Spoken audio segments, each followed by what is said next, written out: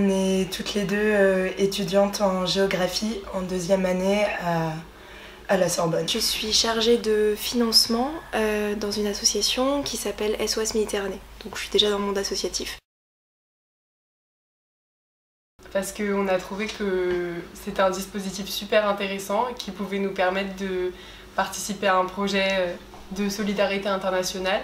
Et c'est vrai qu'on avait un peu peur de faire ça toute seule et d'être un peu lâchée face à nous-mêmes. Et la structure vraiment de la pépinière où on est encadré et le fait d'avoir une tutrice, ça nous a beaucoup rassurés et beaucoup motivés pour monter un projet. Je cherchais à m'engager bénévolement dans une association et du coup ce qui m'a donné envie, c'est que c'était un bénévolat un peu différent des autres avec une mission de tutorat, d'accompagnement de gens qui souhaitent partir et faire leur projet à l'étranger. C'est ce qui m'a intéressée.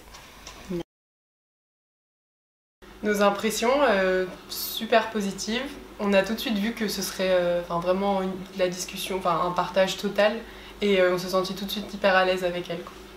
Et le fait que ce soit une fille comme nous, qui soit jeune, qu'elle ait un peu le même parcours de vie que nous, on se sent vraiment comprise. Ouais. Et ça aide dans l'accompagnement parce qu'on sait qu'on peut tout partager avec elle, toutes nos peurs, tous nos ressentis, et qu'elle est là pour nous comprendre et pour nous soutenir et nous rassurer. Octobre-novembre 2016, on s'est dit qu'on allait se retrouver dans un café et on a surtout commencé par se présenter, par parler de nos parcours. Avant de parler un peu plus du projet. J'ai trouvé Marine et Clémence très motivées, sur la même longueur d'onde que Frères des Hommes en termes de valeurs, en termes d'engagement, donc ça m'a bien plu en fait dès le départ. Formidable. Je dirais pétillante et vis-à-vis de nous, je dirais rassurante. Je dirais motivée, engagée. C'est les deux premiers adjectifs qui me viennent à l'esprit et soucieuse de construire un projet qui respecte le partenaire au sud.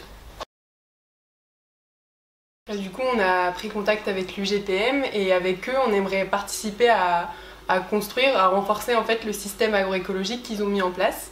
Et ça passerait par plein de petites actions qu'on est en train de définir avec Solène. Nos attentes, c'est surtout, je pense, d'abord le partage de savoir et de connaissances, de pratiques avec eux. Au niveau de leur projet, ce que j'espère, c'est qu'elles vont réussir à le mener à bien.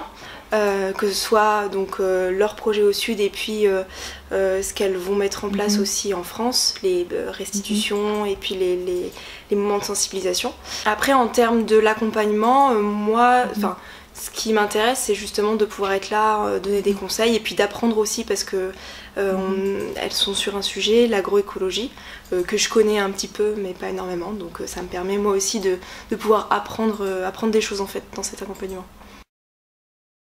Je pense que la plus grosse crainte qu'on a eue, mais qu'on a depuis le début et qu'on dépasse petit à petit, c'est la peur de ne pas être légitime en fait. Ils connaissent le contexte agricole, ils sont en place depuis de nombreuses années, donc comment on pourrait les aider et comment on peut se justifier. Et c'est pour ça qu'on veut aussi beaucoup le centrer sur l'échange en fait, parce qu'on ne veut pas du tout venir imposer des solutions. Par rapport à leur projet, il faut juste qu'elles prennent confiance en elles en fait. Mais là je sens que c'est en train de se faire, donc j'ai moins de crainte là-dessus maintenant.